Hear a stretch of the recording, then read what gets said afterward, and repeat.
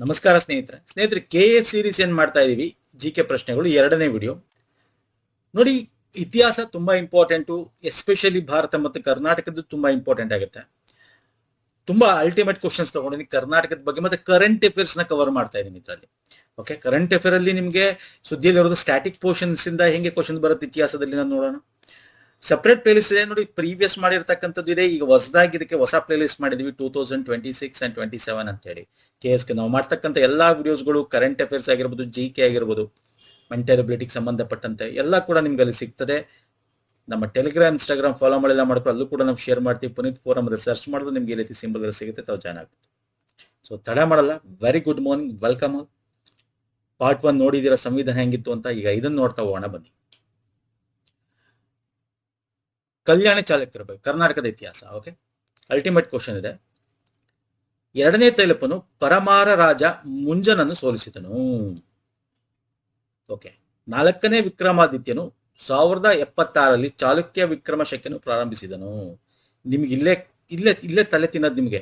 1ನೇ ತೈಲಪನ, 2ನೇ ತೈಲಪನ, 4ನೇ ವಿಕ್ರಮಾದಿತ್ಯನ, 6ನೇ ವಿಕ್ರಮಾದಿತ್ಯನ, 1ನೇ ಸೋಮೇಶ್ವರನು ರಾಜಧಾನಿಯನ್ನು ಶಾಶ್ವತವಾಗಿ ಕಲ್ಯಾಣಕ್ಕೆ ಬದಲಾಯಿಸಿದನು. 2ನೇ ತೈಲಪನನ್ನು ಕಲಚೂರಿ ದೊರೆ ಬಿಜ್ಜಳನು ಪದಚ್ಯುತಗೊಳಿಸಿದನು. ಪ್ರಮುಖವಾಗಿ ಕಲ್ಯಾಣಿ ವೆಸ್ಟರ್ನ್ ಚಾಲುಕ್ಯ ಅಂತ ಕರಿತೀವಿ. ಕಲ್ಯಾಣಿ ಚಾಲುಕ್ಯರನ್ನು ಸ್ಥಾಪಕ ಯಾರು ಸ್ಥಾಪಕ?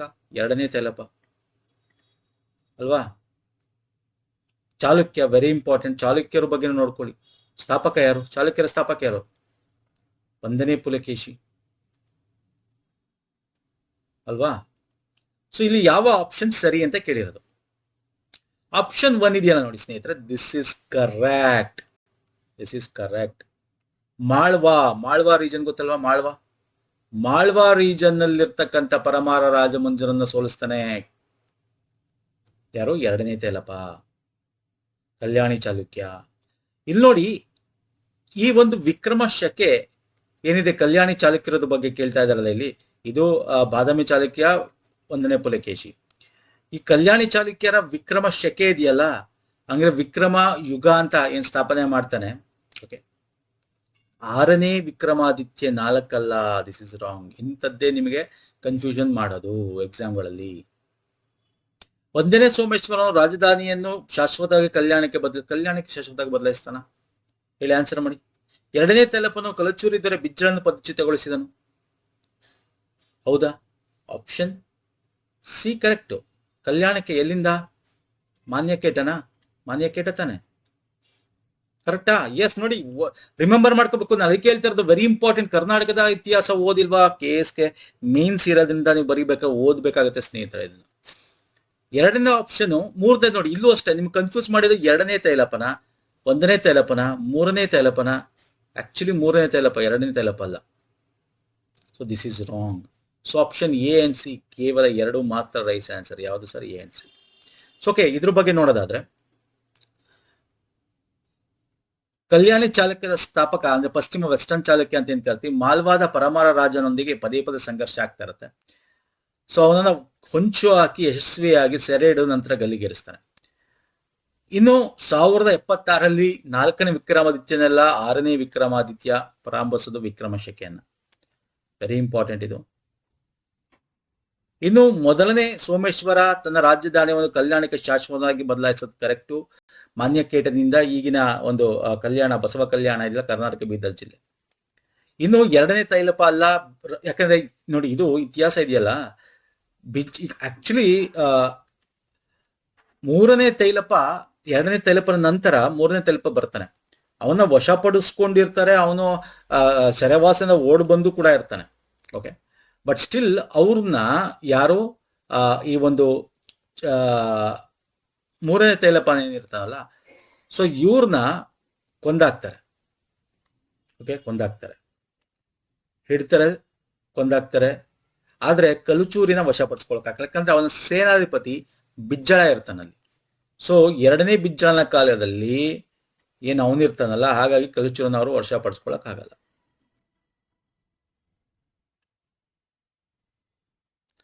ಯಾರು ಸರ್?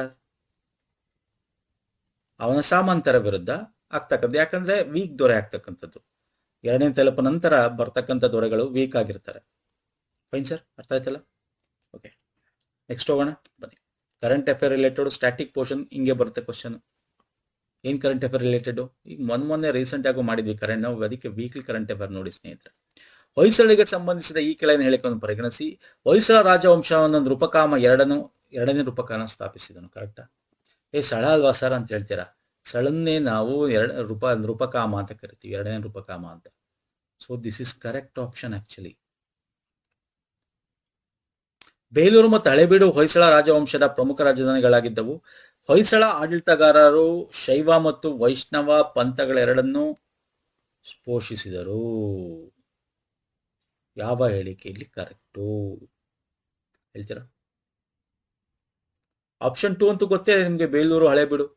ಫಸ್ಟ್ ಹಳೆಬೀಡಿತ್ತು, ಆಮೇಲೆ ಅಲ್ಲೆಲ್ಲ ಏನೋ ಹಳೆಬೀಡನ್ನ ಪಾಳು ಮಾಡಿದ್ರು, ಎಲ್ಲ ಹೊಡೆದಾಕಿ ಎಲ್ಲ ಮಾಡಿ ಬೇಲೂರಿಗೆ ಶಿಫ್ಟ್ ಆಯ್ತು.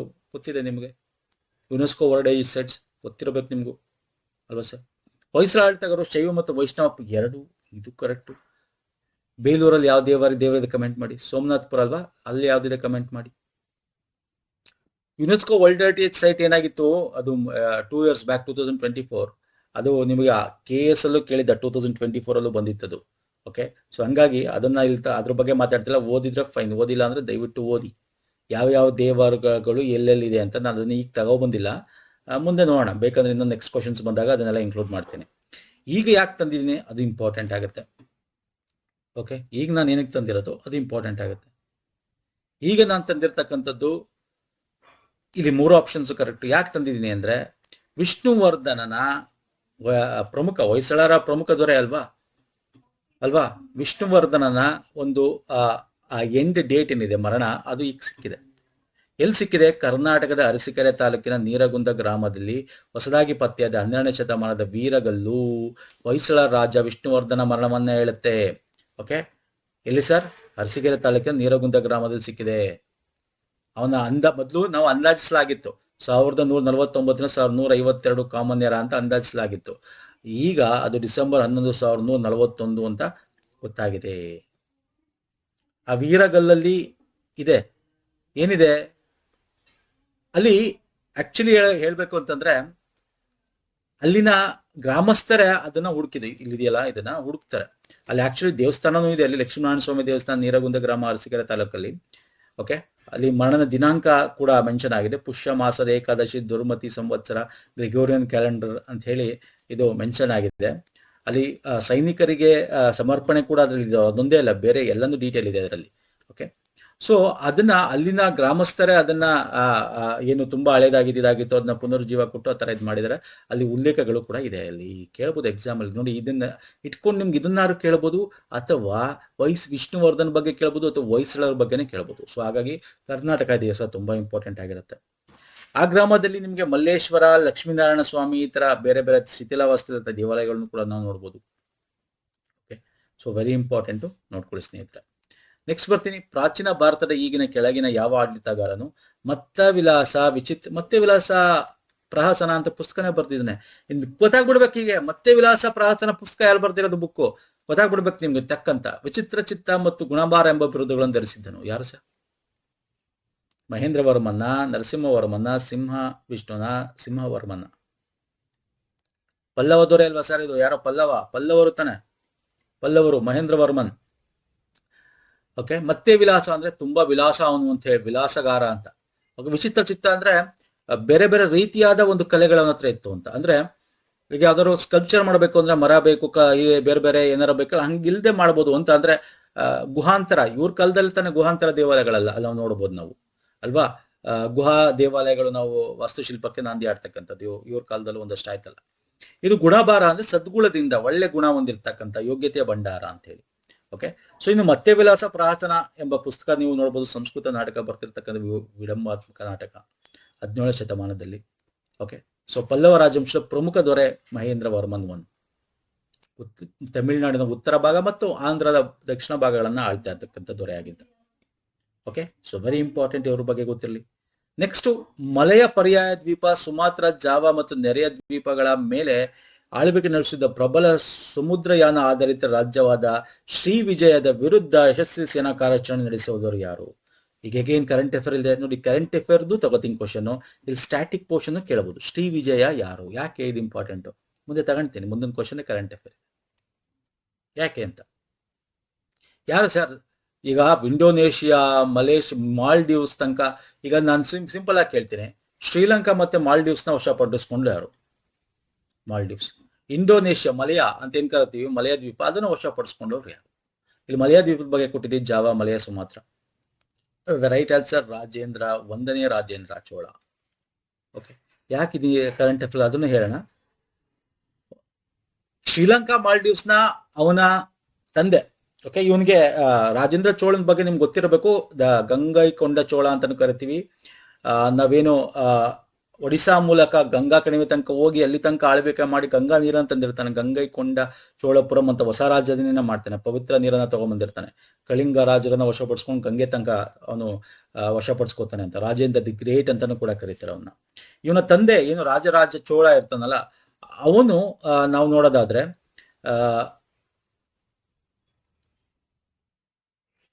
ಮಾಲ್ಡೀವ್ಸು, ಶ್ರೀಲಂಕಾ ಅಂತದ್ನೆಲ್ಲ ವಶಪಡಿಸ್ಕೊಂಡಿದ್ದು. ಈ ಕಡೆ ಏನು ಮಲಯ ದ್ವೀಪ ಅಂತ ಹೇಳ್ತೀವಿ, ಶ್ರೀ ವಿಜಯ ಸಾಮ್ರಾಜ್ಯ ಅಂತ ಏನ್ ಕರಿತೀವಿ, ಅದನ್ನ ವಶಪಡಿಸ್ಕೊಂಡಿದ್ದವನು ರಾಜೇಂದ್ರ ಚೋಳ. ಓಕೆ, ಆಗ್ನೇಯ ಏಷ್ಯಾ ಅಂತ ಏನ್ ಕರಿತೀವಿ. ನೌಕಾದಂಡಯಾತ್ರೆಗಳನ್ನ 1025 ಸುಮಾರಿಗೆ ಅಲ್ಲಿಂದ ಬಂದರು. ಕಡರಂ ಅಥವಾ ಕೇದ ಅಂತ ಕರಿತೀವಿ, ಅದನ್ನ ವಶಪಡಿಸ್ಕೋತಾನೆ. ನೌಕಾಬಲ ಹಿಂದೂ ಮಹಾಸಾಗರದ ಪೂರ್ವ ತನಕನೂ ಕೂಡ ಹೋಗ್ತಾನ ಅವನು. ಓಕೆ, ಸೊ ವೆರಿ ಇಂಪಾರ್ಟೆಂಟ್ ಇದು. Fine sir, shall we move to next question. ಈಗ ಯಾಕೆ ತಗೊಂಡೆ, ಈಗ ಯಾಕೆ ತಗೊಂಡೆ ಅಂದ್ರೆ, ಈ ರಾಜೇಂದ್ರ ಚೋಳನ ಒಂದು ತಾಮ್ರ ಫಲಕಗಳು ನಾವು ನೆದರ್ಲ್ಯಾಂಡ್ ಇಂದ ತಗೊಂಡ್ಬರ್ತೀವಿ. ಎಷ್ಟಿದೆ, 24 ಇದೆ ಒಟ್ಟು. ಅದರಲ್ಲಿ 21 ದೊಡ್ಡದು, 3 ಚಿಕ್ಕದಿದೆ. ಇತ್ತೀಚೆಗೆ ನೆದರ್ಲ್ಯಾಂಡ್ ಭಾರತಕ್ಕೆ ಹಿಂತಿರುಗಿಸಿದ ಅನ್ನೈಮಂಗಲಂ ತಾಮ್ರ ಫಲಕ ಕುರಿತು ಈ ಕೆಳಗಿನ ಹೇಳಿಕೆಯನ್ನು ಪರಿಗಣಿಸಿ. ನಾಗಪಟ್ಟಂನಲ್ಲಿರುವ ಬೌದ್ಧ ವಿಹಾರಕ್ಕೆ ರಾಜರಾಜ 1 ನೀಡಿದ ದೇಣಿಗೆ ನಾವು ದಾಖಲಿಸುತ್ತವೆ. ಶಾಸನವನ್ನು ತಮಿಳು ಮತ್ತು ಸಂಸ್ಕೃತ ಎರಡಲ್ಲೂ ಬರೆಸಲಾಗಿದೆ. ಯಾವ ಆ ಒಂದು ಆಪ್ಷನ್ ಇಲ್ಲಿ ಕರೆಕ್ಟ್? ಓಕೆ, ಇದನ್ನ ಬೇಕಾದ್ರೆ ಡೈರೆಕ್ಟ್ ಕೇಳಬಹುದು, ಎಲ್ಲಿಂದ ತಂದ್ರು. ನಿಮ್ ಕರೆಂಟ್ ಅಫೇರ್ ಇಲ್ಲಿ ಬೇಕಾದ್ರೆ ಕರೆಂಟ್ ಅಫೇರ್ ಕೇಳಬಹುದು, ಸ್ಟ್ಯಾಟಿಕಲ್ ಹಿಂಗೂ ಕೇಳಬಹುದು. ನೆದರ್ಲ್ಯಾಂಡ್ ಇಂದ ತಂದ್ರು. ನೆದರ್ಲ್ಯಾಂಡ್ ಇಂದ ಏನ್ ತಂದ್ರು, ಇದ್ರಲ್ಲಿ ಏನಿದೆ, ಅನ್ನೈಮಂಗಲಂ ತಾಮ್ರ ಫಲಕಗಳು. ಇದರಲ್ಲಿ ಏನಿದೆ ನೋಡಿ, ಇದರಲ್ಲಿ ನಾವು ನೆದರ್ಲ್ಯಾಂಡ್ ಅಲ್ಲಿ ಯಾವ ಒಂದು ಯೂನಿವರ್ಸಿಟಿಯಿಂದ ತಂದ್ರು ಅನ್ನೋದು ಬೇಕಾಗುತ್ತೆ. ಒಂದ್ಸಲ ಕರೆಂಟ್ ಅಫೇರ್ ಅದನ್ನು ಕೇಳೋದು, ನಾನು ತೋರಿಸ್ತೀನಿ, ಪ್ರತಿಯೊಂದು ಹೇಳ್ತೀನಿ. 14 ವರ್ಷದಿಂದ ಮಾತುಕತೆ ನಡೀತಾ ಇತ್ತು. ಓಕೆ, ರಾಜರಾಜ ಚೋಳ 1, ಓಕೆ, ಅವನ ಕಾಲದ ರಾಜರಾಜನ ಇಬ್ಬರದು ಇದರಲ್ಲಿ ಇನ್ಫಾರ್ಮೇಶನ್ಸ್ ಇದೆ ಅನ್ಕೋತೀನಿ, if I am not wrong. Okay, so 21 ದೊಡ್ಡದು, 3 ಸ್ಮಾಲ್ ಪ್ಲೇಟ್ಗಳು, ಒಂದು ಬ್ರಾನ್ಸ್ ರಿಂಗ್ ಅಲ್ಲಿ ಇಟ್ಟಿರ್ತಕ್ಕಂಥದ್ದು ಚೋಳ ಡೈನೆಸ್ಟಿದು. ವೆರಿ ಇಂಪಾರ್ಟೆಂಟ್ ತಾಮ್ರ ಶಾಸನಗಳು ಅಂತ ಏನ್ ಕರಿತೀವಿ, ಇದು ಎಕ್ಸಾಮ್ ಅಲ್ಲಿ ಪದೇ ಪದೇ ಬರುತ್ತೆ. ಅಂಡ್ ಇದನ್ನ ತಂದಿರ್ತಕ್ಕಂಥ ಒಟ್ಟು 30 kg ತೂಕ ಇದೆ, ಇದು 30 kg ತೂಕ ಇದೆ. ಓಕೆ, ಇದನ್ನ ತಂದಿರ್ತಕ್ಕಂಥದ್ದು ಎಲ್ಲಿ ಅಂದ್ರೆ ಲೈಡನ್ ವಿಶ್ವವಿದ್ಯಾಲಯ, ಲೈಡನ್ ತಾಮ್ರ ಫಲಕಗಳು ಅಂತ ಕರಿತೀವಿ. ಓಕೆ, ಅಂಡ್ ಇದು ತಮಿಳು ಮತ್ತು ಸಂಸ್ಕೃತ ಭಾಷೆದಲ್ಲಿದೆ. 1712ರಲ್ಲಿ ನಾಗಪಟ್ಟಂನಿಂದ ನೆದರ್ಲ್ಯಾಂಡ್ಗೆ ಈಸ್ಟ್ ಇಂಡಿಯಾ ಡಚ್ ಕಂಪನಿ ಏನಿದ್ರು, okay, Dutch East India company, ಅವ್ರು ಎತ್ಕೊಂಡು ಹೋಗಿದ್ರು. ಯಾರೋ ಫ್ಲೋರೆಂಟಿಯಸ್ ಕ್ಯಾಂಪರ್ ಅಂತಕ್ಕಂಥ ಎತ್ಕೊಂಡು ಹೋಗಿದ್ದ. ಇದರಲ್ಲಿ ಏನ್ ಮಹತ್ವ ಗೊತ್ತಾ, ನಾನು ಅದನ್ನೇ ಹೇಳ್ತಾ ಇರೋದು. ಈಗ ಯಾಕೆ ಇಲ್ಲಿ ಶ್ರೀ ವಿಜಯನ್ ಬಗ್ಗೆ ಮಾತಾಡಿದೆ ಹಿಂದಿನ ಕ್ವಶನ್ ಅಲ್ಲಿ ಅಂದ್ರೆ, ಇಲ್ಲಿ ಶ್ರೀ ವಿಜಯಂಗೆ ಭೂಮಿ ಕೊಡ್ತೀನಿ ಅಂತ ಹೇಳಿದ್ರು. ಓಕೆ, ಯಾಕಂದ್ರೆ ಅಲ್ಲಿ ಸೋಲ್ಸಿದ್ರು. ಆಮೇಲೆ ಒಳ್ಳೆ ಸೋಲ್ಸ್ ತಕ್ಷಣ ವೈರಿ ಅಂತಲ್ಲ, ಅವ್ರಿಗೇನು ಇದ್ ಮಾಡ್ಬೇಕು ಹಂಗೆ ನೋಡ್ಕೋತಾ ಇದ್ರು. ಮತ್ತೆ ಅವ್ರಿಗೊಂದಷ್ಟು ಇದು ಕೂಡ ಕೊಡ್ತಾ ಇದ್ರು. ಹಾಗೆ ಅಲ್ಲಿ ನಿಮ್ಗೆ ಗೊತ್ತಿದೆ, ಅಲ್ಲಿ ಬೌದ್ಧ ಧರ್ಮ ಹೆಚ್ಚು ಪ್ರಚಲಿತ ಇತ್ತು. ಅಶೋಕನ ಕಾಲದಲ್ಲೆಲ್ಲ ಬೌದ್ಧ ಧರ್ಮ ಹೋಗಿತ್ತು ಅಲ್ಲಿಗೆ. ಸೊ ಹಂಗಾಗಿ ಬೌದ್ಧ ವಿಹಾರಕ್ಕೆ ಅನ್ನೈಮಂಗಲ ಗ್ರಾಮದಲ್ಲಿ ಒಂದಷ್ಟು ಬೌದ್ಧದ ಒಂದು ಇದನ್ನ ಮಾಡಕ್ಕೆ ಆ ಥರದ್ದೆಲ್ಲ ಕೂಡ ಅಲ್ಲಿ ಮಾಡಿದ್ರು.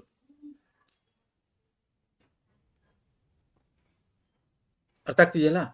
ಸೊ ಹಾಗಾಗಿ ಇದು ಚೋಳ ರಾಜೇಂದ್ರ ಚೋಳ 1ರ ಮುದ್ರೆಯನ್ನು ಕೂಡ ಅದರಲ್ಲಿ ನಾವು ನೋಡ್ಬೋದು. ಮತ್ತೆ ಕುಲೋತ್ತುಂಗ ಚೋಳ 1ನ ಮುದ್ರೆಯನ್ನು ಕೂಡ ಅದರಲ್ಲಿ ನೋಡ್ಬೋದು.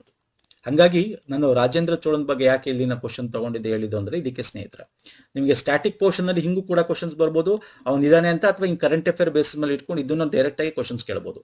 ಯಾವ ಒಂದು ಭಾಷೆಯಲ್ಲಿ ಇದೆ, ತಮಿಳು ಮತ್ತು ಸಂಸ್ಕೃತದಲ್ಲೇ ಏನಿಲ್ಲಿ ಇದೆ, ದತ್ತಿಗಳು, ಬೇರೆ ಬೇರೆ ರೀತಿಯಾದ ಒಂದು ಇದನ್ನ ಧಾರ್ಮಿಕ ದತ್ತಿಗಳು, ದೇಣಿಗೆಗಳು, ಇದನ್ನ ಈ ಒಂದು ಶಾಸನದಲ್ಲಿ ಓಕೆ ಏನಿದೆ ಅಂತಾನು ಕೇಳ್ಬೋದು. ರಾಜರಾಜ ಪ್ರಾಮಿಸ್ ಮಾಡಿದ, ಕಮಿಟ್ ಮಾಡಿದ, ಓರಲ್ ಕಮಿಟ್ಮೆಂಟ್, ಅದನ್ನ ಇವ್ರು ನೆರವೇರಿಸ್ತಾರೆ, ಕೊಡ್ತಾರೆ ಅವನಿಗೆ. ಓಕೆ, ರಾಜೇಂದ್ರ ಚೋಳ ವಶಪಡಿಸ್ಕೊಂಡಿರ್ತಾನೆ, ಜೊತೆಗೆ ಇಲ್ಲಿ ಬೌದ್ಧ ವಿಹಾರ ಮಾಡ್ಕೊಳ್ಳಿ ಅಂತಾನು ಕೂಡ ಕೊಡ್ತಾನೆ. ಮತ್ತೆ ಅದರಲ್ಲಿ ಬರೀ ಅದೊಂದೇ ಅಲ್ಲ, ತೆರಿಗೆ, ಭೂ ಸುಧಾರಣೆ, ನೀರಾವರಿ ವ್ಯವಸ್ಥೆ ಎಲ್ಲ ಕೂಡ ಅದರಲ್ಲಿ ನಾವು ನೋಡ್ಬೋದು. ಅನೈಮಂಗಲ ಅನುದಾನ ಬೌದ್ಧ ವಿಹಾರಕ್ಕೆ ಈ ಗ್ರಾಮವನ್ನ ದಾನವಾಗಿ ಕೊಟ್ಟಿರೋದ್ರ ಬಗ್ಗೆ ಹೇಳ್ತಕ್ಕಂಥದ್ದು. ಓಕೆ, ಸೊ ಅದನ್ನ ಇಲ್ಲೂ ನಾನು ಏನು ಹೇಳಿದೆ ಅದನ್ನ ಇಲ್ಲಿ ಕೂಡ ಮೆನ್ಷನ್ ಮಾಡಿದ್ದೀನಿ, ನೋಡ್ಕೋಬಹುದು. Okay, shall we move to next question. ಇನ್ನು ಚೋಳರ ಬಗ್ಗೆ ಸ್ಥಾಪಕ ಯಾರು? ವಿಜಯಾಲಯ. ಪರಾಂತಕ ಚೋಳ, ಮಧುರೈ ಕೊಂಡ, ರಾಜರಾಜ ಚೋಳ, ಉತ್ತರ ಶ್ರೀಲಂಕಾ, ಮಾಲ್ಡೀವ್ಸ್. ನಾನು ಹೇಳಿದೆ ನಿಮಗೆ ಯಾರು ಸಾಮ್ರಾಜ್ಯ ಮಾಲ್ಡೀವ್ಸ್, ರಾಜರಾಜ ಚೋಳ. ರಾಜೇಂದ್ರ ಚೋಳ ಬಂದು ನಿಮಗೆ ಶ್ರೀ ವಿಜಯ ಸಾಮ್ರಾಜ್ಯ, ಗಂಗೈಕೊಂಡ ಚೋಳಪುರಂ ಸ್ಥಾಪಿಸಿದ್ದ. ಓಕೆ, ಇವ್ರನ್ನ ಸಂಗಮ್ ಸಾಹಿತ್ಯದಲ್ಲಿ ಒಂದು ಮೊವೆಂದರ್ ಅಂತ ಕೂಡ ಕರಿತೀವಿ. ಓಕೆ, ಸೊ ವಾಸ್ತುಶಿಲ್ಪಕ್ಕೆ ತುಂಬಾ ಕೊಡುಗೆ ಕೊಟ್ಟಿದ್ದಾರೆ. ಸೊ ನಿಮಗೆ ಗೊತ್ತಿರ್ತಕ್ಕಂಥದ್ದೇ. Okay, shall we move to next question. Detail ಆಗಿ ಓದ್ಕೊಳ್ಳಿ, ಇವನ್ನೆಲ್ಲ ಕೇಳ್ಬೋದು. ನೆಕ್ಸ್ಟ್ ಇನ್ನೊಂದು ಕರೆಂಟ್ ಅಫೇರ್. ಯಾಕೆ ಈಗ ಇಂಡೋನೇಷ್ಯಾಕ್ಕೆ ಮಾತಾಡ್ತಾ ಇದ್ದೀನಿ ನಾನು ನಿಮಗೆ. ಪ್ರಧಾನಮಂತ್ರಿ ಇಂಡೋನೇಷ್ಯಾಕ್ಕೆ ಹೋಗಿದ್ರು, ಅಗೇನ್ ಅದ್ರ ಬಗ್ಗೆ ಕೇಳ್ಬೋದು.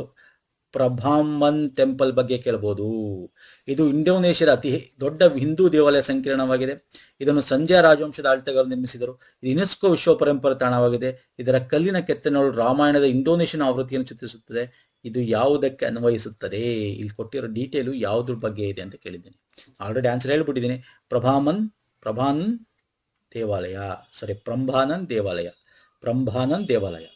ಪ್ರಂಬಾಮನ್ ಟೆಂಪಲ್ ಅಂತ.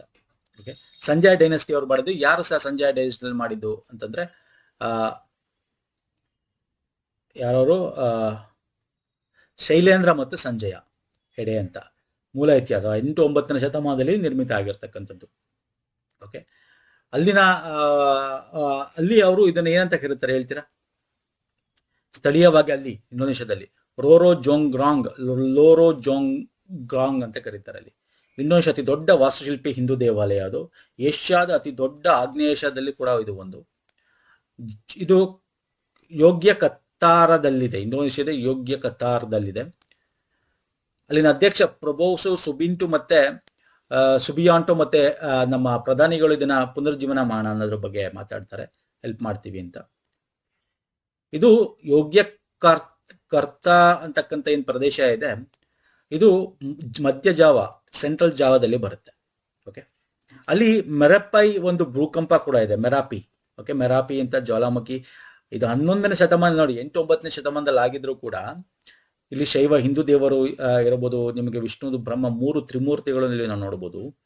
ಆದ್ರೆ 11ನೇ ಶತಮಾನದಲ್ಲಿ ಅದ್ರ ನಿಯರ್ ಬೈ ಮೌಂಟ್ ಮೆರಾಪಿ ಸ್ಫೋಟದಿಂದ ವಿನಾಶಕಾರಿ ಭೂಕಂಪ ಈ ತರ ಅದೆಲ್ಲ ಆಗ್ಬೇಕಾರೆ ಇದನ್ನ ಪೋಷಣೆ ಮಾಡೋದು ಅಲ್ಲಿನ ಒಂದು ಇದನ್ನ ನಿಲ್ಲಿಸ್ಬಿಡ್ತಾರೆ. ಸಂಜಯ್ ಡೈನೆಸ್ಟಿ ಇರಲ್ಲ ಆ ಟೈಮಲ್ಲಿ. ಅವಾಗ ಹಾಗೆ ಅದು ಬೇರೆ ಬೇರೆ ಏನೋ ಮರ ಅದೆಲ್ಲ ಬೆಳ್ಕೊಂಡಿದ್ದಾಗ 19ನೇ ಶತಮಾನದಲ್ಲಿ ಹುಡುಕ್ತಕ್ಕಂಥ ಬ್ರಿಟಿಷ್ ಆಡಳಿತದಲ್ಲಿ ಸರ್ವೇರ್ ಹುಡುಕ್ತಾರೆ. ಪುನಃಸ್ಥಾಪನೆ ಮಾಡಬೇಕು ಅಂತ ಹೇಳಿ 1918ರಲ್ಲಿ ಪ್ರಾರಂಭ ಆಗುತ್ತೆ. 1990ರಲ್ಲಿ ಯುನೆಸ್ಕೋ ಪ್ರಂಬನ್ನನ್ ದೇವಾಲಯವನ್ನು ವಿಶ್ವ ಪರಂಪರಾ ತಾಣಕ್ಕೆ ಸೇರಿಸಲಾಗುತ್ತೆ. 1998ರಲ್ಲಿ ಇಂಡೋನೇಷ್ಯಾ ಸರ್ಕಾರ ಇದನ್ನ ರಾಷ್ಟ್ರೀಯ ಸಾಂಸ್ಕೃತಿಕ ಆಸ್ತಿ ಅಂತ ಕೂಡ ಘೋಷಣೆ, ಇಂಡೋನೇಷ್ಯಾದ ರಾಷ್ಟ್ರೀಯ ಸಾಂಸ್ಕೃತಿಕ ಆಸ್ತಿ ಅಂತ ಕೂಡ ಘೋಷಣೆ ಮಾಡ್ತಾರೆ. ನೋಡಿ, ಯಾವ ಪಾಯಿಂಟ್ ಬೇಕಾದ್ರೆ ಎಕ್ಸಾಂಪಲ್ ನಿಮ್ಗೆ ಕೇಳ್ಬೋದು. ಮತ್ತೆ ಇಲ್ಲಿ ಪ್ರಮುಖವಾಗಿ ನೋಡೋದಾದ್ರೆ ಒಂದು ಚೌಕ ವಿನ್ಯಾಸದಲ್ಲಿ ನೀವು ನೋಡೋದಾದ್ರೆ ಮಧ್ಯದಲ್ಲಿ ನಿಮಗೆ ಶಿವನ್ ಇದು ಬರುತ್ತೆ. ಉತ್ತರಕ್ಕೆ ನಿಮಗೆ ಬ್ರಹ್ಮದೇವರು, ವಿಷ್ಣು ನಿಮಗೆ ಇರೋದು ಶಿವನ ದಕ್ಷಿಣಕ್ಕಿದೆ. Okay, very important. ತ್ರಿಮೂರ್ತಿ. ಮತ್ತೆ ಈ ತ್ರಿಮೂರ್ತಿ ದೇವರು ಏನಿದೆಯಲ್ಲ, ಇದರ ಕಾಯಕ್ಕೆ ಅಂತ ಅಲ್ಲಲ್ಲಿ ಸಣ್ಣ ಪುಟ್ಟ ದೇವಾಲಯಗಳು ನೀವು ಫಿಗರ್ ನೋಡ್ರೆ ಗೊತ್ತಾಗತ್ತೆ. ದೊಡ್ಡದು ವಿಷ್ಣು, ಉತ್ತರಕ್ಕೆ ಬ್ರಹ್ಮ, ದಕ್ಷಿಣಕ್ಕೆ ಇದು ಶಿವ, ದಕ್ಷಿಣಕ್ಕೆ ವಿಷ್ಣು. ಇಲ್ಲಿ ಸಣ್ಣ ಪುಟ್ಟದ ಇದೆಯಲ್ಲ ಬೇರೆ ಬೇರೆ, ಇವೆಲ್ಲ ಅವರ ಒಂದು ದ್ವಾರಪಾಲಕರು ಅನ್ನೋ ರೀತಿ. ಮತ್ತೆ ಅವರ ವಾಹನನೂ ಕೂಡ ಅಲ್ಲಿ ನಾವು ನೋಡಬಹುದು. ಓಕೆ, ಅಲ್ಲಿ ಅವರ ವಾಹನಗಳಾದ ನಂದಿ, ಹಂಸ, ಗರುಡ ಕೂಡ ಅದರಲ್ಲಿ ನಾವು ನೋಡಬಹುದು ದೇವಾಲಯ ಒಳನಾಡಲ್ಲಿ. ಕಂಪ್ಲೀಟ್ ಇಂಜಿನಿಯರಿಂಗ್, ಕಂಪ್ಲೀಟ್ ಇದು ಜೋಡಣೆಯಿಂದ ಕಲ್ಲುಗಳನ್ನು ಒಂದೊಂದು ಇಂಟರ್ಲಾಕ್ ಇಂದ ಮಾಡಿರ್ತಕ್ಕಂಥದ್ದು. ಓಕೆ, ಸೊ ಇದ್ರ ಬಗ್ಗೆ ಬೇಕಾದ್ರೆ ನಿಮಗೆ ಇದ್ರ ಬಗ್ಗೆ ಇದನ್ನು ಕೇಳ್ಬೋದು. ಯಾವುದು ವಾಸ್ತುಶಿಲ್ಪದ ಬಗ್ಗೆ ಕೇಳ್ಬೋದು. ಅರ್ಥ ಆಗ್ತಿದೆಯಲ್ಲ, ವಾಸ್ತುಶಿಲ್ಪದ ಬಗ್ಗೆ ಕೇಳ್ಬೋದು. ಸೊ ಎಲ್ಲ ಡೀಟೇಲ್ ಆಗಿ ಓದ್ಕೊಳ್ಳಿ ಸ್ನೇಹಿತರೆ. ನೋಡಿ, ಇಲ್ಲಿ ಒಂದಷ್ಟು ಇಂಗ್ಲೀಷಲ್ಲಿ ಕೊಟ್ಟಿದ್ದೀನಿ, ತುಂಬಾ ಜನಕ್ಕೆ ಹೆಲ್ಪ್ ಆಗಲಿ ಅಂತ. The complex originally composed of 240 temple ಇದೆ. ಇನ್ನು 3 ಕಾನ್ಸೆಂಟ್ರಿಕ್ ಸ್ಕ್ವೇರ್ಸ್ ಅಲ್ಲಿ 247 ಮೀಟರ್ ಹೈಯೆಸ್ಟ್ ಶಿವ ಟೆಂಪಲ್ ಇರ್ತಕ್ಕಂಥದ್ದು. ಅರ್ಥ ಆಗ್ತಿಲ್ಲ ನಾನು ಹೇಳ್ತಾ ಇರೋದು. So very important. ನೆಕ್ಸ್ಟ್, ಪ್ರಾಚೀನ ಭಾರತವನ್ನು ಉಲ್ಲೇಖಿಸಿ ಈ ಕೆಳಗಿನ ಜೋಡಗಳನ್ನು ಪರಿಗಣಿಸಿ. ಓಕೆ, ಪ್ರಾಚೀನ ಭಾರತದ ಪ್ರಕಾರ ಒಂದಷ್ಟು ಟೆರಿಟರಿಯಲ್ ರೀಜನ್, ಪ್ರಾದೇಶಿಕ ಪ್ರದೇಶ ಕೊಟ್ಟಿದ್ದಾರೆ. ಅಲ್ಲಿ ಹರಿಯುವ ನದಿ ಅಂತ ನೋಡಿ. ಇದು ನಿಮ್ಗೆ ಮಹಾಜನಪದ. ಏಕೆಂದ್ರೆ ಮಹಾಜನಪದದ ಒಂದು ಚಾಪ್ಟರ್ ಮಾಡಿದೀವಿ, ಒಂದು ವಿಡಿಯೋ ನಮ್ಮ ಒಂದು ಪ್ಲೇಲಿಸ್ಟ್ ಅಲ್ಲಿ ಸಿಗುತ್ತೆ ನಿಮ್ಗೆ. ಯಾವುದು ಪ್ರಾಚೀನ ಭಾರತ ಇತಿಹಾಸ ಪ್ಲೇಲಿಸ್ಟಲ್ಲಿ ಸಿಗುತ್ತೆ, ಹೋಗಿ ನೋಡಿ, ವೆರಿ ಇಂಪಾರ್ಟೆಂಟ್. ಎಲ್ಲಿತ್ತು, ಈಗಿನ ಒಂದು ಪ್ರದೇಶ ಯಾವುದು, ಮತ್ತೆ ಅಲ್ಲಿನ ಇದು ಎಲ್ಲ ಡೀಟೇಲ್ ಆಗಿ ಮಾಡಿದ್ವಿ. ಯಾರು ಅದರ ಮುಖ್ಯಸ್ಥರು, ಅಂದ ರಾಜ ಆಗಿದ್ದ ಆ ಟೈಮಲ್ಲಿ. ಓಕೆ, ಅಸ್ಮಾಕ ಗೋದಾವರಿ, ಕಂಬೋಜ ವಿಪಾಸ್, ಆವಂತಿ ಮಹಾನದಿ, ಕೋಸಲ ಸರಿಯು ಅಂತ ಕೊಟ್ಟಿದ್ದಾನೆ. ಎಷ್ಟು ಜೋಡಿಗಳು ಸರಿ? 4 ಸರಿ. All the 4 is the right answer. Asmaka ಇದೆಯಲ್ಲ sir, this is very important. This is the only one ಮಹಾಜನಪದಲ್ಲಿ, ನಮ್ಮ ಡೆಕ್ಕನ್ ಪ್ರಾಂತ್ಯ ಅಂತ ಸೌತ್ ಅಲ್ಲಿ ಇರ್ತಕ್ಕಂಥ ಮಹಾಜನಪದಗಳಲ್ಲಿ ಒಂದೇ ಒಂದು ಯಾವುದು ಅಂದ್ರೆ ಆಸ್ಮಾಕ. ಡೆಕ್ಕನ್ ಗೋದಾವರಿ ನದಿಯ ತೆಲಂಗಾಣ ಮಹಾರಾಷ್ಟ್ರದ ಪ್ರದೇಶದ ಆವರಣದಲ್ಲಿ ನಾವು ನೋಡಬಹುದು ಇದನ್ನ. ಓಕೆ, ಡೆಕ್ಕನ್ ಪ್ರದೇಶ ಏಕೈಕ ಮಹಾಜನಪದ ಆಗಿತ್ತು.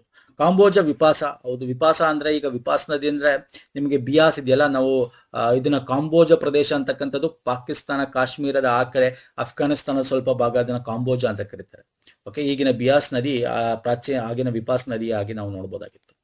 ಇನ್ನು ಅವಂತಿ ಮಹಾನದಿ, ಎಸ್, ಮಧ್ಯಪ್ರದೇಶದಲ್ಲಿ ಮಾಲ್ವಾ ಪ್ರಸ್ಥಭೂಮಿಯಲ್ಲಿ ನೋಡಬಹುದು. ಇದರ ಉಜ್ಜಯಿನಿ ಮತ್ತೆ ಮಹಿಷ್ಮತಿ ಅಂತಕ್ಕಂಥ 2 ನಮಗೆ ಪ್ರಮುಖವಾದ ಕೇಂದ್ರಗಳಿದೆ ಈ ನದಿ ತೀರದಲ್ಲಿ. ಓಕೆ, ಇನ್ನು ಕೋಸಲ ಬಂದು ಸರಿಯು ನದಿ. ಎಸ್, ಸರಿಯು ನದಿ ನಿಮ್ಗೆ ಗೊತ್ತೇ ಇದೆ, ಘಾಗ್ರಾ ನದಿ ಉಪನದಿ ಇದು ಅಲ್ವಾ. ನಾವು ಅಯೋಧ್ಯ, ಶ್ರಾವಸ್ತಿ ಪ್ರಮುಖ ನಗರಗಳು ಸರಿಯು ನದಿಯ ತೀರದಲ್ಲಿ ಇರತಕ್ಕಂಥದ್ದು ನಿಮ್ಗೆ ಗೊತ್ತೇ ಇದೆ. ಇದು ವೆರಿ ಇಂಪಾರ್ಟೆಂಟ್, ಈಸಿ ಕ್ವಶನ್ ಇದು. ಉತ್ತರ ಪ್ರದೇಶ. ಓಕೆ, ಪ್ರಬಲ ಮಹಾಜನಪದ ಆಗಿತ್ತು ಕೋಸಲ. ಜನಪದದ ಬಗ್ಗೆ ನೋಡ್ಕೊಳ್ಳಿ, ನಾನು ಇಲ್ಲಿ ತುಂಬಾ ಡೀಟೇಲ್ ಕೊಡಕ್ ಹೋಗಲ್ಲ. ಓಕೆ, ಕ್ವಶನ್ಸ್ ಕವರ್ ಮಾಡಬೇಕು, ಮತ್ತೆ ಏನಿದೆ, ಹೆಂಗ್ ಕೇಳ್ತಾನೆ, ಹೆಂಗ್ ಓದಬೇಕು ಅನ್ನೋದು ಹೇಳ್ತಾ ಹೋಗ್ತೀನಿ. ಮಧ್ಯ ಎಲ್ಲಿ ಬೇಕು ಅಲ್ಲಿ ನಾನು ಇನ್ಫಾರ್ಮೇಶನ್ಸ್ ಕೊಡ್ತೀನಿ. ಇದು ನೋಡಿ, ಈ ತರ ಕ್ವಶನ್ಸ್ಗಳು ಮೊನ್ನೆ ಕೇಳು ಬಂದಿತ್ತು, ಕೇಳ್ತೇನೆ ಈ ತರ ಕ್ವಶನ್ಸ್ಗಳು. UPSC ಕ್ವಶನ್ ಇದು. This question is UPS. ನೋಡಿ, ಅಶೋಕನ ಶಾಸನ ಬಗ್ಗೆ ಕೇಳಿದ್ದ. ರಾಜುಕ, ಯುಕ್ತ, ಪ್ರಾದೇಶಿಕ ಅಂತಕ್ಕಂಥದ್ದೇನಿದೆ, ಪ್ರಾದೇಶಿಕ, ರಾಜುಕ, ಯುಕ್ತ ಅಧಿಕಾರಿಗಳು ಯಾವ ಹಂತದಲ್ಲಿ ಅಧಿಕಾರಿಗಳು ಅಂತ ಅಲ್ಲಿ ಹಂಗೆ ಕೇಳಿರಲಿಲ್ಲ. ಅಲ್ಲಿ ಒಂದು ಕೊಟ್ಬಿಟ್ಟು ವರದಿಗಾರ ಅಥವಾ ಆಡಳಿತಗಾರ ಯಾರು ಅಂತ ಕೇಳಿದ್ದ, ಆಪ್ಷನ್ಸ್ ಕೊಟ್ಬಿಟ್ಟು. ಸೊ ಮಾಡಿಫೈ ಮಾಡಿ ಕೇಳ್ತಾನೆ, ಬಟ್ ಯು ಶುಡ್ ಲರ್ನ್. ಈಗ ಪ್ರಾದೇಶಿಕ ಅಂದ್ರೆ ಏನು? ಓಕೆ, ಇವರೆಲ್ಲ ಯಾವ್ದು ಇಲ್ಲಿ ಆಪ್ಷನ್ಸ್ ಇದೆ, ಇವರೆಲ್ಲ ಬಂದು ಜಿಲ್ಲಾ ಮಟ್ಟದ ಆಡಳಿತ ಅಂತ ಹೇಳ್ತೀನಿ. ಈಗ ಜಿಲ್ಲಾ ಮಟ್ಟದ ಆಡಳಿತದಲ್ಲಿ ನೋಡಿ, ಇದು ಎಷ್ಟು ಚೆನ್ನಾಗಿ ಕೇಳಿದಾನೆ ಕ್ವಶನ್. ಇಲ್ಲಿ ಪ್ರಾದೇಶಿಕ ಏನ್ ಮಾಡ್ತಾ ಇದ್ದ, ರಾಜುಕ ಏನ್ ಮಾಡ್ತಾ ಇದ್ರು, ಯುಕ್ತ ಅಧಿಕಾರಿಗಳು ಏನ್ ಮಾಡ್ತಾರೆ, ಇನ್ನೊಬ್ರು ಬರ್ತಾರೆ, ಅದನ್ನು ಹೇಳ್ತೀನಿ. ಓಕೆ, ಅವ್ರ ಹೆಸರು ಪ್ರವೇದಕರು ಅಂತ, ವರದಿಗಾರರು, ಸಾರ್ವಜನಿಕ ವ್ಯವಹಾರಗಳನ್ನು ನೋಡ್ಕೋತಿರ್ತಕ್ಕಂಥವ್ರು.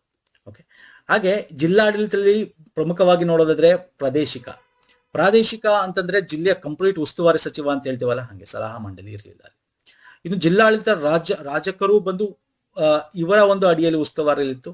ಇವರನ್ನು ನಾವು ನ್ಯಾಯಾಧಿಕಾರರು, ಶಿಕ್ಷಿಸುವ ಅಧಿಕಾರ ಕೂಡ ಇತ್ತು, ಜನರಿಗೆ ಪ್ರತಿಫಲ ಉಡುಗೊರೆ ನೀಡುವ ಅಧಿಕಾರ ಕೂಡ ಇತ್ತು, ಆಧುನಿಕ ಸಂಗ್ರಹಕಾರ ಕೂಡ ಆಗ್ತಾ ಇದ್ರು. ಓಕೆ, ಯುಕ್ತರು ಬಂದು ಲೆಕ್ಕಪತ್ರ ನೋಡ್ಕೋತಾ ಇದ್ರು ಅವರು. ಓಕೆ, ಲೆಕ್ಕಪತ್ರ, ವಿವಿಧ ಕೆಲಸಗಳು ಸಂಬಂಧಪಟ್ಟಂತೆ ಅವರು ಎಕಾನಮಿ ಬಗ್ಗೆ ನೋಡ್ಕೋತಾ ಇದ್ರು. ಅಂದ್ರೆ ಇವರೆಲ್ಲ ಒಂದು ಭೂ ಸಮೀಕ್ಷೆ, ಮೌಲ್ಯಮಾಪನ ಈ ತರದ ಬಗ್ಗೆ ಹೆಚ್ಚು ಇದು ಕೊಡ್ತಾ ಇದ್ರು. ಹಂಗೆ ಪ್ರಮುಖವಾಗಿ ಪ್ರವೇದಕರು ಅಂತ ವರದಿಗಾರರು. ಓಕೆ, ಅಶೋಕನಿಗೆ ವರದಿ ಮಾಡಿದ್ರು, ಇವರೆಲ್ಲ ಅಶೋಕನ ಕಾಲದವರು. ಹಾಗಾಗಿ ಅಶೋಕನ ಒಂದು ನಿಮಗೆ ಸ್ತಂಭ ಶಾಸನ ಆಗಿರ್ಬೋದು, ಓಕೆ, ರಾಕ್ ಎಡಿಕ್ಟ್ ಬಗ್ಗೆ ಆಗಿ ಶಿಲಾಶಾಸನ ಆಗಿರ್ಬೋದು, ಶಿಲಾಶಾಸನ ತಿಳ್ಕೊಳ್ಳಿ. ಯಾಕೆಂತಂದ್ರೆ ನಾನು ಕಂಪ್ಲೀಟ್ ಲಿಸ್ಟ್ ಕೊಟ್ಟಿದ್ದೇನೆ, ಹೊಂದಿಸಿ ಬರೆಯಲು ಕೇಳ್ತಾನೆ. ಎಸ್ಪೆಷಲಿ ಕರ್ನಾಟಕದ ಬಗ್ಗೆ ಹೇಳ್ತಾನೆ. ಮೇಜರ್ ಶಿಲಾಶಾಸನ ಅಶೋಕನ್ ನಮ್ಮ ಕರ್ನಾಟಕದಲ್ಲಿದೆ, ಸನ್ನತಿಲಿದೆ. ಮೇಜರ್ ದೊಡ್ಡದಾಗಿರೋದು, ಮೈನರು ಇದೆ. ಮೈನರ್ಗಳಲ್ಲಿ ನೋಡಿದ್ರೆ ಕರ್ನಾಟಕದಲ್ಲಿ ತುಂಬಾ ಇದೆ. ನಿಟ್ಟೂರು, ಉದಯಗೋಳಂ, ಮಾಸ್ಕಿ, ಓಕೆ, ಸಿದ್ದಾಪುರ, ಬ್ರಹ್ಮಗಿರಿ, ಮತ್ತೆ ಜತಿಂಗ ರಾಮೇಶ್ವರ, ಪಾಲ್ಗುಂಡ ಮತ್ತೆ ಗವಿಮಠ, ಇಲ್ಲೆಲ್ಲ ನಾವು ಅಶೋಕನ ಒಂದು ಮೈನರ್ ಶಿಲಾಶಾಸನಗಳನ್ನು ನೋಡ್ಬೋದು. ಮತ್ತೆ ಸ್ತಂಭ ಶಾಸನ ಬಗ್ಗೆ ಕೂಡ ಕೇಳ್ತಾನೆ. ಸ್ತಂಭ ಶಾಸನ ಕೂಡ ಮೇಜರ್ ಇಲ್ಲಿ ಕೊಟ್ಟಿದ್ದೀನಿ, ಮೈನರ್ ಇಲ್ಲಿ ಕೊಟ್ಟಿದ್ದೀನಿ, ನೋಡ್ಕೊಳ್ಳಿ. ಸಾರನಾಥ ಉತ್ತರ ಪ್ರದೇಶ ಆಗಿರ್ಬೋದು, ಮೀರತ್ ಆಗಿರ್ಬೋದು, ಕೌಸುಂಬಿ ಆಗಿರ್ಬೋದು, ಓಕೆ, ಸಾಂಚಿ ಆಗಿರ್ಬೋದು ಮಧ್ಯಪ್ರದೇಶ. ಓಕೆ, ಅರ್ಥ ಆಗ್ತಿಲ್ಲ ಸ್ನೇಹಿತರೆ? ಸೊ ಇವೆಲ್ಲ ಎಕ್ಸಾಮ್ಗೆ ಕೇಳ್ತಾನೆ, ವೆರಿ ಇಂಪಾರ್ಟೆಂಟ್. ನಾನು ಹಾಗಾಗಿ ಇವೆಲ್ಲ ಇನ್ಫಾರ್ಮೇಶನ್ ಎಕ್ಸ್ಟ್ರಾ ಯಾಕೆ ಕೊಡ್ತೀನಿ ಅಂದ್ರೆ, ಇದನ್ನು ಬೇಕಾದ್ರೆ ಎಕ್ಸಾಮ್ ನಿಮ್ಗೆ ಒಂದಿತ್ತು ಅಶೋಕನ ಬಗ್ಗೆ ಓದ್ಲೇಬೇಕು ನಿಮ್ಗೆ, ವೆರಿ ಇಂಪಾರ್ಟೆಂಟ್. ತುಂಬಾ ವೆರಿ ಫೇಮಸ್ ದೊರೆ ಅಶೋಕ ಅಲ್ವಾ? ಎಸ್ ಸರ್, ಇಲ್ಲಿ ಮುಗಿಸ್ತೀನಿ. ಇನ್ನು ತುಂಬಾ ಕ್ವಶನ್ಸ್ ಇದೆ, ಮುಂದೆ ತಗೊಳ್ಳೋಣ, ನೆಕ್ಸ್ಟ್ ವಿಡಿಯೋದಲ್ಲಿ ತಗೊಳ್ಳೋಣ. ವಿಡಿಯೋನ ಇಲ್ಲಿಗೆ ಏನು ಮಾಡೋಣ, ಲೈಕ್ ಮಾಡಿ, ಶೇರ್ ಮಾಡಿ, ಸಬ್ಸ್ಕ್ರೈಬ್ ಮಾಡ್ಕೊಳ್ಳಿ. ಇಷ್ಟ ಆಗಿದ್ರೆ ಕಮೆಂಟ್ ಮಾಡಿ. ಇನ್ನು ಡೀಟೇಲ್ ಆಗಿ ಇನ್ನು ಕರೆಂಟ್ ಅಫೇರ್ ಬೇಸ್ಡ್ ಹಿಂಗೇನೆ ಬೇಕು ಅಂದ್ರೆ ಕಮೆಂಟ್ ಹೆಚ್ಚು ಮಾಡಿ. ನೆಕ್ಸ್ಟ್ ವಿಡಿಯೋಗಳನ್ನು ಎಕನಾಮಿ, ಬೇರೆ geography, current affair with static ಎಲ್ಲ ತಗೊಂಬರೋಣ. ನಮ್ಮ ಟೆಲಿಗ್ರಾಮ್, ಇನ್ಸ್ಟಾಗ್ರಾಮ್ ಫಾಲೋ ಮಾಡಿಲ್ಲ ಮಾಡ್ಕೊಳ್ಳಿ. ಎನ್ರೋಡ್ ಕಮೆಂಟ್ ಸೆಕ್ಷನ್ ಕಮೆಂಟ್ ಮಾಡಿ. ಆ್ಯಂಡ್ ಪ್ಲೇಲಿಸ್ಟ್ ಲಿಂಕ್ ಕೊಟ್ಟಿರ್ತೀನಿ. ಓಕೆ, ಹೊಸ ಪ್ಲೇಲಿಸ್ಟ್ನ ಫಾಲೋ ಮಾಡ್ಕೊಳ್ಳಿ. ನೆಕ್ಸ್ಟ್ ವಿಡಿಯೋ ಪುನಃ ಸಿಗ್ತೀನಿ. ನಮಸ್ಕಾರ, ಧನ್ಯವಾದಗಳು. ಥ್ಯಾಂಕ್ ಯು ಸೋ ಮಚ್ ಸ್ನೇಹಿತರೆ.